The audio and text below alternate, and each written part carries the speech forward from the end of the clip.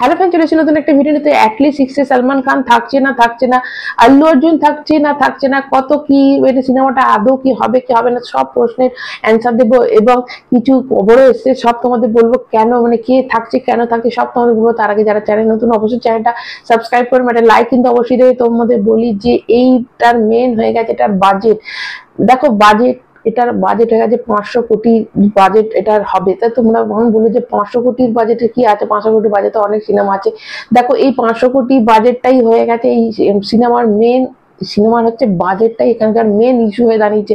তোমরা জানো যে এটা বলা হয়েছিল যে সালমান খান যদি থাকে দক্ষিণ ভারতে, তোমরা জানো যে সানস পিকচার তারা বলেছিল যে আমরা সালমান খান থাকলে আমরা কিন্তু ইনভেস্ট করব না, এরকমটাই শোনা গেছিল। এবং এটা কিন্তু সত্যি কথা। এবং এখানে যে অ্যাটলি কুমার এই সিনেমাটা করার জন্য নিচ্ছে 100 কোটি টাকা, সেই জন্য মানে এখানকার বলিউডের কোনো ইন্ডাস্ট্রি এত ইনভেস্ট করতে চাইছে না যে টাকাটা রিটার্ন আসবে কেন, আসবে কি আসবে না, কারণ সালমান খান এই সিনেমাটার মধ্যে কোনো মানে এমনি ফিজ নেবে না, কিন্তু প্রফিট নেবে।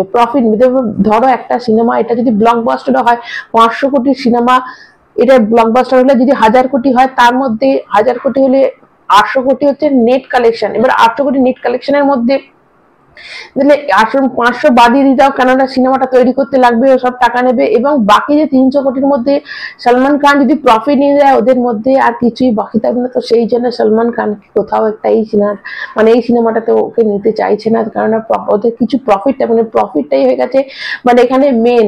তো এখানে কিন্তু সালমান খান হিসেবে কিন্তু ব্যাপারটা না, এখানে প্রফিটটাই হচ্ছে ম্যান। এবার যদি সালমান খান না থাকে এই অ্যাটলিস্ট সিক্সে, কিন্তু যদি আল্লু অর্জুন থাকে কিন্তু এই বাজেটটা 600 থেকে 700 কোটি হয়ে যাবে। এবং তারা বলছে, সান পিকচার বলছে যদি সালমান খানের বদলে যদি আল্লু অর্জুন থাকে তাহলে কিন্তু টাকা দেবে। এবার তোমাদের বলি, আল্লু অর্জুন এই সিনেমাটা করতে বলেছে 250 কোটি টাকা নেবে, এবং এর কোনো প্রফিট থাকবে না, মানে কোনো প্রফিটে মানে যা প্রফিট হবে তার মধ্যে কোনো শেয়ার থাকবে না। এবার সিনেমাটা যত কোটি টাকারই বাজেটে মানে যত কোটি টাকা প্রফিট হোক, মানে ধরো 1200 কোটি হলো, 2000 কোটি এর মানে টাকা উঠে এলো, তো তাতে ওরা কোনো থাকবে না, ও শুধু 250 কোটি টাকা নেবে। এবং 100 কোটি টাকা নিচ্ছে আমাদের অ্যাটলি কুমার। তো এখানে 350 কোটি এমনিতে কিন্তু এদের ফিস, এবং বাকি রজনীকান্ত স্যার যদি বা কামাল হাসান স্যার যে থাকবে তার ফিস। তো টোটাল সিনেমাটা তৈরি করতে এদেরই ফিজে 400-500 কোটি টাকা হয়ে যাবে। এবং বাকি যেটা থাকবে সেটা হচ্ছে প্রফিট।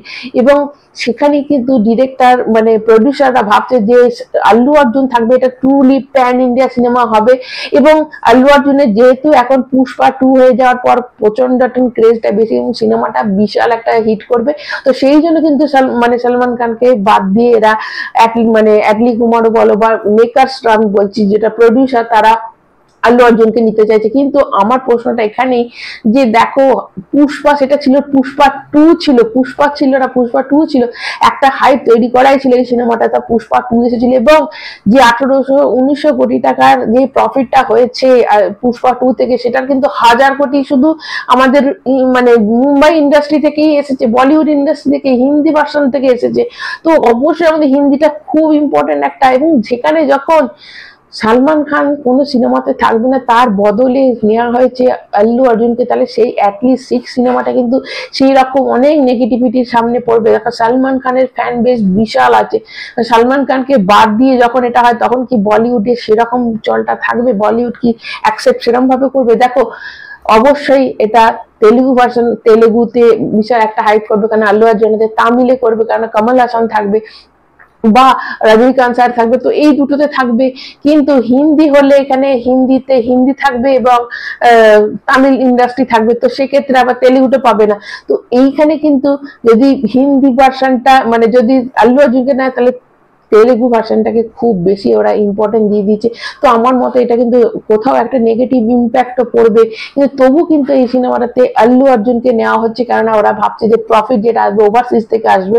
তো এটা একটা বিশাল ধামাকেদার, বিশাল বড় বাজেটে একটা সিনেমা আনতে চলেছে, এবং বিশাল বড় করে রিলিজ করবে, এবং তারা জানে যে তারা বিশাল বড় একটা প্রফিট করবে। সেই জন্য কিন্তু আল্লু অর্জুনকে নেওয়া হচ্ছে। এবং আল্লু অর্জুনের জন্মদিন হচ্ছে এপ্রিল মাসে, তো সেই এপ্রিল মাসে অ্যাটলিস্ট 6 এর প্রথম কোনো কন্টেন্ট আসবে, প্রথম অ্যানাউন্সমেন্ট হবে যে হ্যাঁ এই সিনেমাটা কিন্তু তারা একসাথে করছে, কোনো অ্যানাউন্সমেন্ট ভিডিও আসবে বা একটা ছোট্ট কোনো গ্লিমস আসবে। তো এটা এপ্রিল মাসে আল্লু অর্জুনের জন্মদিনে আসবে এবং আল্লু অর্জুন যে করছে অ্যাটলিস্ট 6 এটা একদমই কনফার্ম হয়ে গেছে। তো এখানে সলমান খান করছে না। তো তোমরা শুনে তোমাদের কি প্রতিক্রিয়া অবশ্যই কমেন্টের মাধ্যমে জানাবে। ভালো লাগলে একটা লাইক দেবে। সবাই ভালো থাকবে, চ্যানেলটা সাবস্ক্রাইব করবে। এখনকার মতো টাটা।